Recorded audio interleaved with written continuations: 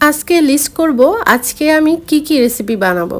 সবার আগে সকালে উঠেই ভাবলাম আজকে যে লিস্ট করেছি সাপ্তাহিক, আজকে রান্নায় পড়েছে ডিম ভুনা। আর এই ডিম ভুনাটা খুবই ঝটপট তৈরি করার জন্য আমি খুবই সহজ কিছু উপায় রেডি করেছি। আর এই ডিম ভুনাটা এত মজা লেগেছিল কেন জানি না, ডিম ভুনা আমার খুবই পছন্দ। ডিম ভুনাটা দেখতে যতটা লোভনীয় লাগছে, খেতে কিন্তু খুবই মজা। চলুন ডিম সিদ্ধ করে নিয়ে ডিমের খোসা ছাড়িয়ে নিই। সপ্তাহে 7 দিনই কী খাবো আমি সে লিস্ট করেছি। আজকের মধ্যে সে লিস্টের মধ্যে ডিম ভুনা পড়েছে। ডিম ভুনাটা তৈরি করার জন্য আমি ডিমের সেদ্ধ করে সুন্দর করে খোসা ছাড়িয়ে এর মধ্যে সামান্য লবণ আর হলুদ ছিটিয়ে এটি ভেজে নেব। মাছ আর মাংস খেতে যখন ভালো লাগে না, ঠিক সপ্তাহের শেষের দিকতেই আমি এই ডিম ভুনাটা করি, যাতে মুখের একটা স্বাদ ধরে রাখা যায়। আমরা পরিবারের জন্য কত কিছুই না করি, কত রকমের রান্না না করি, মাঝে মাঝে ভালো ভালো রান্না করেও খেতে ভালো লাগে না। ঠিক তেমনই আজকের এই ডিম ভুনাটা অনেক মজা করে রান্না করেছি। যেমন তেলের মধ্যে জিরা আর তেজপাতা দিয়ে সামান্য ফোড়ন করেছি, তারপরে পেঁয়াজ দিয়ে পেঁয়াজটাকে লাল লাল করে ভেজে নেব। এর মধ্যে আরেকটা গল্প করি, শুক্রবারে আমি সবসময় স্পেশাল কিছু রান্না করি। কালকে আমি স্পেশাল করে অনেক মজার একটা রেসিপি শেয়ার করব, সেই রেসিপিও দেখার জন্য অপেক্ষায় থাকবেন।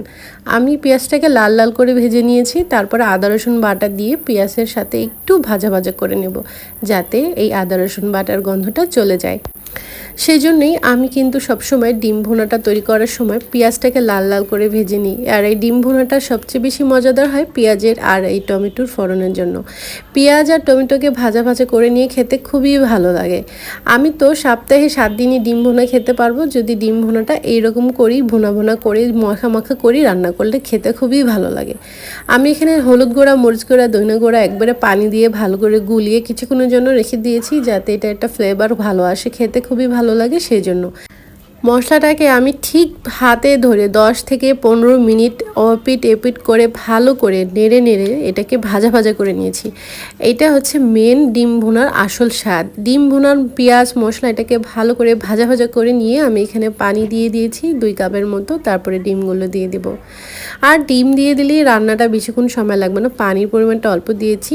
আর মশলাটাকে ভালো করে কষিয়ে নিলে ডিম ভুনাটা রান্না করতেও বেশি সময় লাগে না। ব্যাস হয়ে গেল, পানিটা অলমোস্ট শুকিয়ে গেছে। আমি এটাকে মাখা মাখা রাখবো, সেই জন্য পানিটা আরেকটু শুকিয়ে তারপরে সামান্য জিরা গুঁড়ো দিয়ে নামিয়ে নেব। আমার তো খুবই ভালো লাগে ডিম ভুনা খেতে। আর আপনাদেরও কেমন লেগেছে আজকে ডিম ভুনাটা আমাকে অবশ্যই কমেন্টস করে জানাবেন। আজকের এই রেসিপিটা অবশ্যই সবার সাথে শেয়ার করবেন, আর কেমন লেগেছে অবশ্যই জানাবেন। আমার কাছে এই ডিম ভুনাটা ভাত দিয়ে খেতে খুবই ভালো লাগে। আমার বাসার ছোট থেকে বড় সবাই খুবই পছন্দ করে। আমি শেষে নামানোর আগে কিন্তু একটু মরিচ দিয়ে দিয়েছি, কাঁচামরিচের একটা ফ্লেভার আসবে, খেতে খুবই ভালো লাগবে সেই জন্য। এখন কিন্তু রান্না হয়ে গেছে। আমার বেবি এই ডিম ভুনাটা খেতে খুবই পছন্দ করে। আপনারাও বাসায় তৈরি করে নিন, খুবই মজাদার করে এই ডিম ভুনাটা। আজকে এ পর্যন্তই, ধন্যবাদ।